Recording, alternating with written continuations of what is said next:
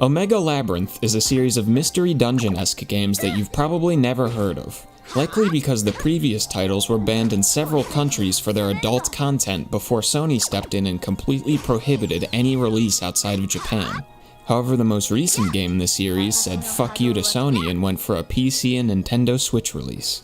This is Omega Labyrinth Life. This is what happens when you kill a few enemies, and this is why Father won't look at me anymore. I'd love to dive right into the game, but first I'd like to ask you a question. What do these two pictures have in common? They both contain boobs. With that out of the way, you now have the tools required to continue the video. Omega Labyrinth is a roguelike dungeon crawler that features the oh-so-unique mechanic of powering up through breast expansion. One of the funnest parts of these ecchi fan service games is just hearing the reasoning they come up with for why things like puberty using its shadow clone jutsu to attack multiple times can happen.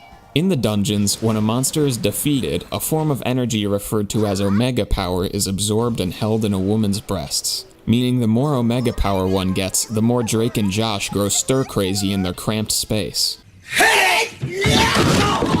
As for the plot of Omega Labyrinth Life, it's nothing special. We have our 7 main characters at an academy together, and one day, the huge garden on their campus wilts because the special flower in the center died for some reason, and we have a plot. It really just exists so that our main cast has some sort of reason to talk to each other and go into these dungeons. Alright, done. Now we can talk about the good part. This game honestly does a surprising job of incorporating the fan service into its actual gameplay loop.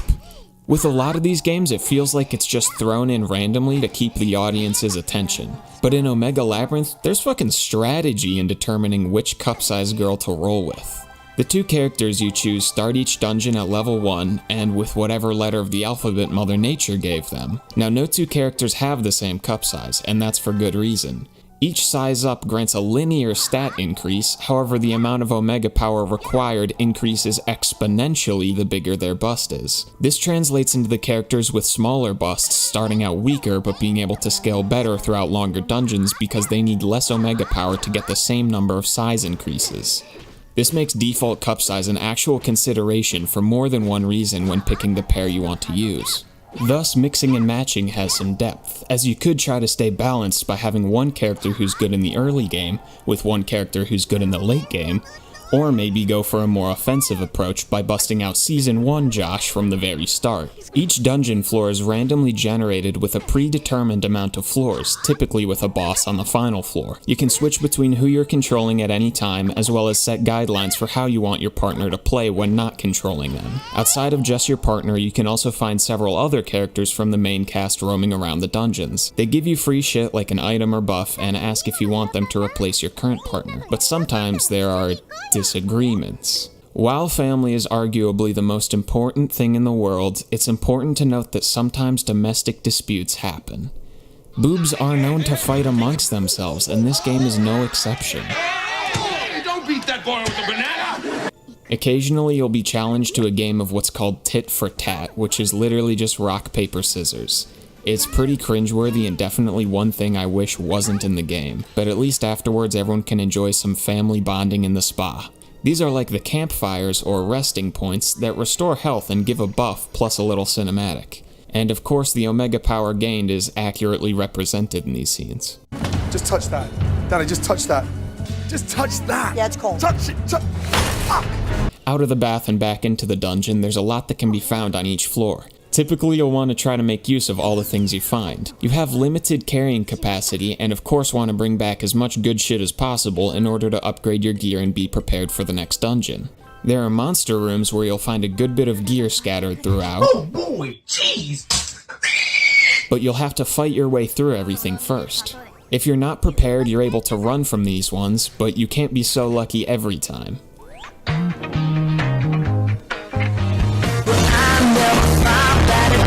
Floors have a set amount of enemies, and then typically an additional few that will respawn once you've cleared the rest of the level. You could take the extra time to try to squeeze out a little more Omega Power from the floor, but you can't do this for long. Spending too much time on one floor will give you 3 warnings, and then the Grim Reaper will appear. This dude comes with a burning vengeance and is fast. You eat all my beans, nigga! If you're not at the exit when he comes, you're just fucked. Each character has 4 equipment slots, and each piece of equipment can be upgraded and have special effects added to it. Much of the equipment you find, however, will need to be identified first in order to know what it is. To identify something, you do what the game refers to as transferring some of your Omega power into the object. To do this, a character needs to place the object between her... Maybe it would be easier if I just showed you. When a parent tells you no, you gotta respect that, but Drake just does whatever he...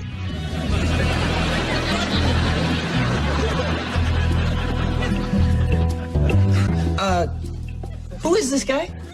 There's a hunger meter and some typical RPG stuff like consumables, some of which are actually pretty original and unique. For example, the mic item, which increases accuracy to 100% when used, actually changes the floor's music to a song sung by the character that used the item. The fact that they really went out of their way to make 7 different songs, all of which do a good job of putting that character's personality to music, is seriously just awesome. It shows that the devs are trying to make a product that they can really be proud of, and not just some low-effort bullshit that they can slap ecchi over in order to get sales. Speaking of characters, each character feels pretty unique to use. Outside of just cup size, everyone also has 4 unique active abilities, 4 unique passive abilities, and an additional 2 abilities that are shared across all characters. The devs really went out of their way to make you want to play around with all of the characters and not just stick with the same 2. All of the abilities are fitted to their personalities, and it's cool to see how 2 characters play together. Said abilities have a rather interesting way of being leveled up.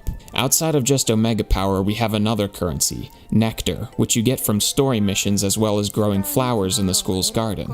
It's spent on these little scenes where you, oh boy, touch the girls in various places until Drake and Josh make their appearance. I can't show you these scenes, but I can tell you that this touching is not pointless, as there is a goal. Remember that episode where Drake can't understand the guy? I don't know what you're saying. And messes up his chemistry experiment, so the teacher makes him all hot and wet and steamy? That's what you're trying to do here. Because after that happened, Drake squirted some liquid that was captured in a bottle for later use.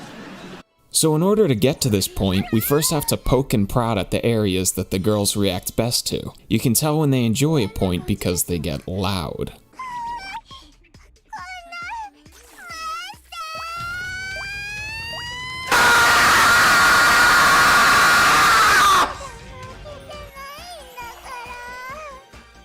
You use this gamer girl bathwater on the flowers that you need for more nectar as well as upgrade materials. A different type comes from each girl, and using them will grant different outcomes on your flowers. Mom would be so proud right now. There's a different scene for every ability, so 4 for each girl, 3 of which you have to purchase from the shop.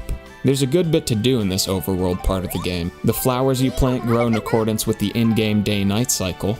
Overall, the gardening is pretty cute. There's a lot of customization you can do with the flower beds and school campus. In the overworld, you can also walk around and talk to all the other characters and students, and many of them have little side quests for you to do in exchange for some goodies. And that's about everything worth talking about. So should you buy it? Fuck no. It's a good game, but $60 is just way too much for what's being offered. I got it on sale for $30 and still feel like that was pushing it. In the world of niche anime games, $60 usually goes a long way. You could get all 4 Neptunia games for about that same price. If you do pick it up, make sure to not get it on the PS4 because loser-ass Sony has a problem with big anime titties. I'm VagrantZero and thank you for watching. There's more on the way, so if you enjoyed, stay tuned.